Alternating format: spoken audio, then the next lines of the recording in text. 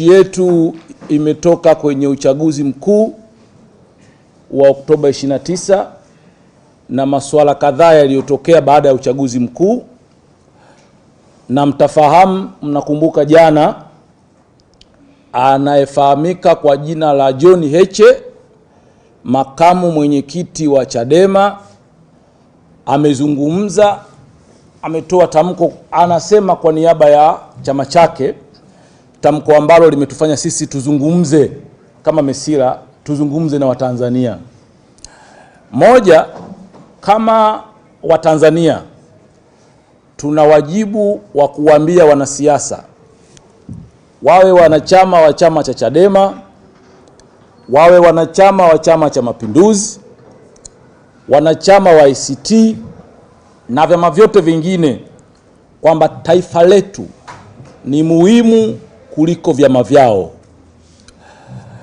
Nchi yetu ya Tanzania ni muhimu kuliko ubunge anaoutamani kuupata Heche, kuliko uraisi anaoutamani kuupata Lissu, kuliko ubunge anaoutamani kuupata Zito. Na kwa msiofahamu, mimi ninayezungumza hapa nimepata kuwa mwanachama wa Chadema, kwa nina vinasaba na Chadema. Kwa ninavyovisema hapa, nasema kwa maslahi ya Watanzania.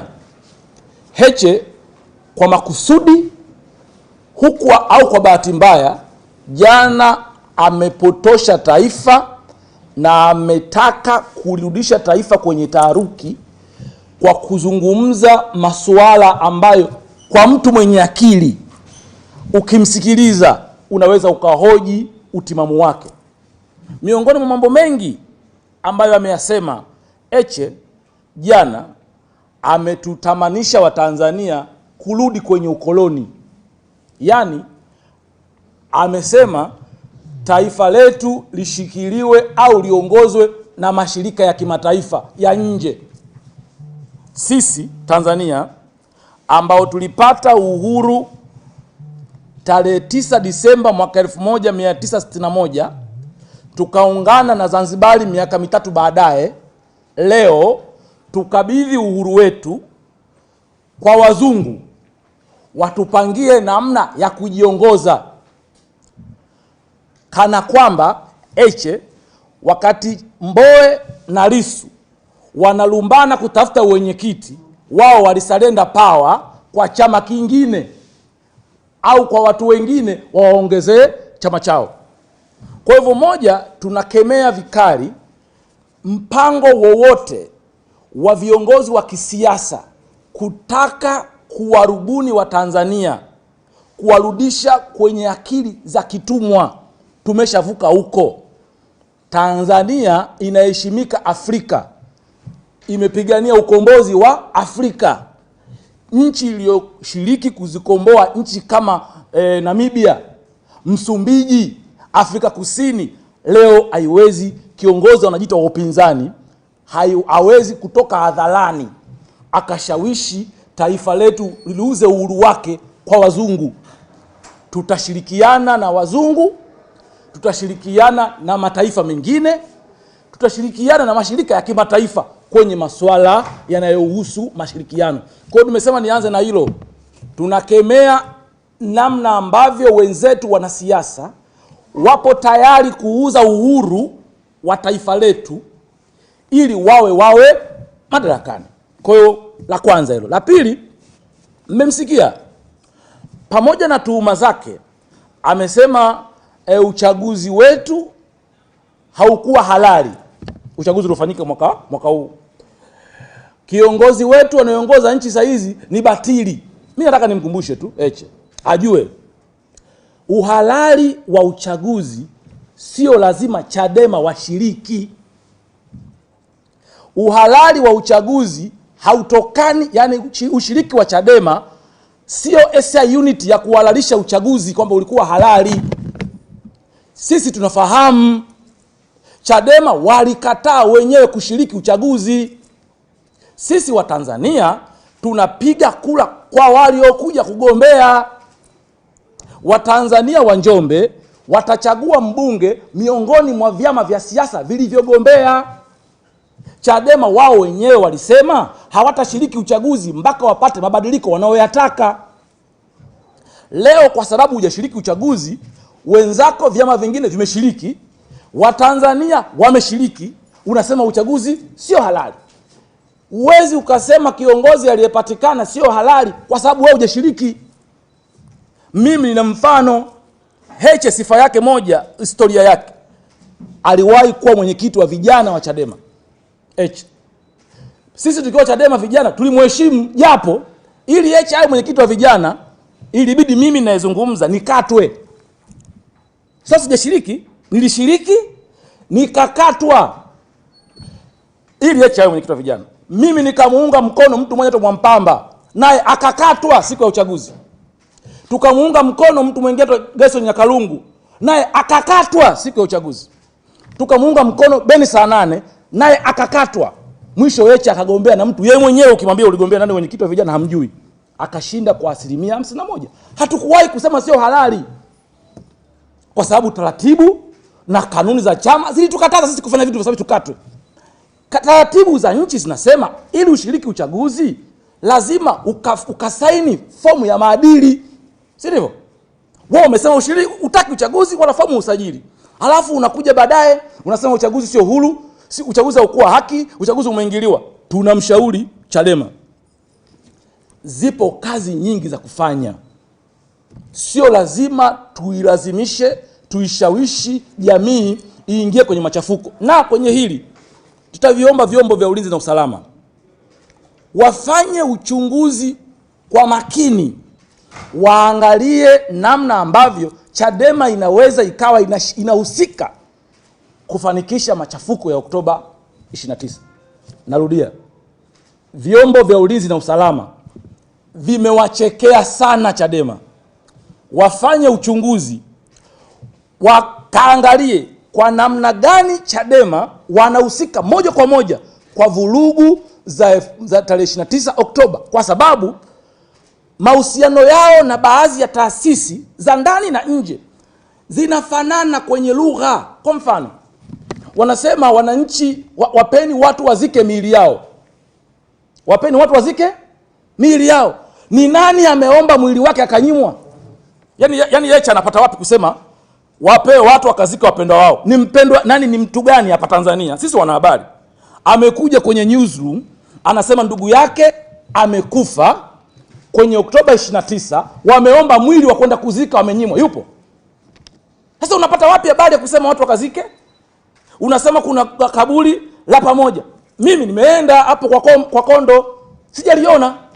Lakini sasa taarifa hiyo wanasema Heche, taarifa hiyo wanasema mwandishi mmoja wa nje, taarifa hiyo wanasema mwanaharakati anayecontrol Chadema kutokea Nairobi, taarifa hiyo vinasema vikundi vyao. Halafu na sisi huku tunawaamini. Mimi na mchallenge Heche na nawachallenge watu wengine, ni nani ambaye ameomba mwili?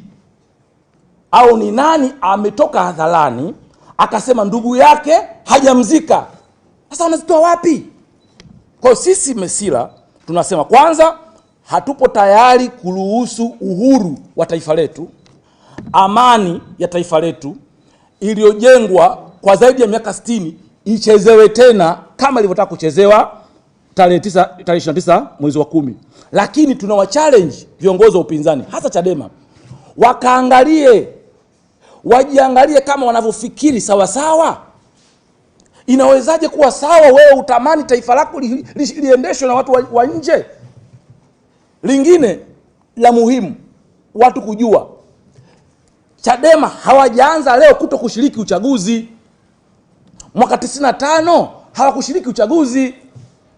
Alikuwa mgombea Mlema na wengine, uchaguzi ulikuwa huru, ulikuwa huru, lakini wao hawakushiriki. Mwaka 2000 Chadema hawakushiriki uchaguzi mkuu. Waligombea CUF, NCCR na wengine. Uchaguzi ulikuwa huru. Kwa uchaguzi kuwa halali, swala la uchaguzi kuwa halali haliwezi kuhalalishwa na ushiriki wa Chadema, au uchaguzi kuwa haramu hauwezi kuhalalishwa na kuto kushiriki kwa chama kimoja. Nyinyi mmeamua hamshiriki, pisheni. Sasa wewe unasema mimi sishiki uchaguzi, alafu unasema uchaguzi huu serikali siitambui. Walioshiriki wanaitambua. Kuna vimeshiriki vyama zaidi ya 15 kwa sababu mbele ya sheria vyama vyote vina haki na hadhi sawa. Na kwa nchi yetu swala la uchaguzi ni hiari. Vyama vya siasa Tanzania havilazimishi kushiriki uchaguzi. Unaamua mwenyewe ushiriki au usishiriki. Unasema hakuna usawa au hapakuwa na majukwaa sawa ya kisiasa. Ni kweli? Unaweza kusema kuna kipindi Chadema wamefanya mikutano kuliko kipindi hiki? Wamekwenda kila sehemu wakati wana promote agenda yao ya no reform election. Wamekwenda kwenye vyombo vya habari, hamjawapa platform. So wamekwenda kwenye taasisi zetu za vyombo vya habari. Wamekwenda East Africa, wamekwenda Azam kote. Wamekwenda wafanya mikutano ya hadhara, lakini bado wanatutukana wanahabari kwamba vyombo vya habari vimekandamizwa. Uchaguzi, yani siasa haikuwa sawa. Kama uliweza kwenda East Africa Heche, ukasema nchi hii haitatawalika kama hapata kuwa na reforms, ulitumia mfumo gani? Si chombo cha habari. Kama ulikwenda TBC, kama ulikwenda Azam. Sasa pia wasitutukane matusi ya reja sisi wanahabari. Wenyewe tu wanafahamika, wanasogea, wana trend kupitia vyombo vya habari. Na akisema hakukuwa na mazingira sawa, vyama vya upinzani vimekandamizwa, mimi ni shahidi. Tumemuona kiongozi wa upinzani wa chama hiki akizunguka nchi nzima. Alafu lazima tujue, tukumbushane hata sisi wanahabari. Kuwa kiongozi wa asasi, mimi ni kiongozi wa NGO ya Mesira. Kuwa kiongozi wa Chadema, kuwa kiongozi wa CCM hakukuondoi kwenye jinai. Yaani wewe huwezi kusema kwa sababu wewe upo kiongozi wa upinzani alafu unakwenda kutukana na mtu. Huwezi kujiita wewe kwa sababu ni mkuu wa asasi ya kiraia unakwenda kumpiga mtu makofi. Haiwezekani. Nchi yetu inaongozwa kwa misingi ya kisheria. Tumejiwekea sheria ili tuheshimiane. Ndio maana mimi na ubonge wangu huu naweza nikafika barabarani hapo trafiki mwembamba akanisimamisha. Nasimama, namsikiliza kwa sababu ya utaratibu utawala wa kisheria. Sasa wewe mwenyekiti wako anaongea vitu vya kuvunja amani, anakamatwa, anapelekwa kushtakiwa, anashtakiwa wazi, kila mtu anaona. Alafu wewe leo unatoka unasema aachiwe huru. Yule kule Karatu kule mtoto wake kakamatwa kwa makosa na anashtakiwa, hana uwezo wa kupiga kelele, ataachiwa kwa njia gani? Tuviache vyombo tulivyoviamini viendelee na kazi. Halafu haiwezekani sisi tukishinda kesi mahakama ziko huru. Mungu katenda haki. Tukishindwa mahakama zinaingiliwa. Kwa hiyo leo tumesema tuzungumze na Watanzania wenzetu, tuwaambie hatupo tayari kuruhusu tena upotoshwaji unaofanywa na watu kama kina Heche. Heche mwenyewe amekuwa hapo alipo kwa sababu kanuni za chama chake zilifuatwa. Kanuni ya Chadema ilitaka mimi nikatwe, nilikubali kukatwa. Kanuni ya uchaguzi wa NEC imewataka Chadema wasaini, wamekataa. Wamesema washiriki. Halafu ngoma usioicheza usiingilie. Chadema wamesema hawataki kuhusu nini? Uchaguzi. Leo wangetokea watu walioshiriki uchaguzi, chama kilichoshiriki uchaguzi kinazungumzia manunguniko, tunaona sawa. Kwa hivyo nimesema tushirikiane na nyinyi.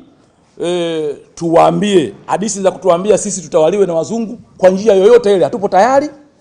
Hadithi za kudanganya watu, kuchochea watu kwamba kuna miili ya watu haizikwi, atuambie mtu mmoja aliyemfuata akasema ndugu yake hajazikwa. Na kwa taarifa yenu kutoka Oktoba 29 mpaka leo unaweza kukuta watu waliofariki kwa maradhi mbalimbali ni wengi kuliko wanaohisiwa wamefariki kwa Oktoba 29. Lakini watu wamezika, tunaendelea kuzika watu wetu kila siku. Ukafiwa.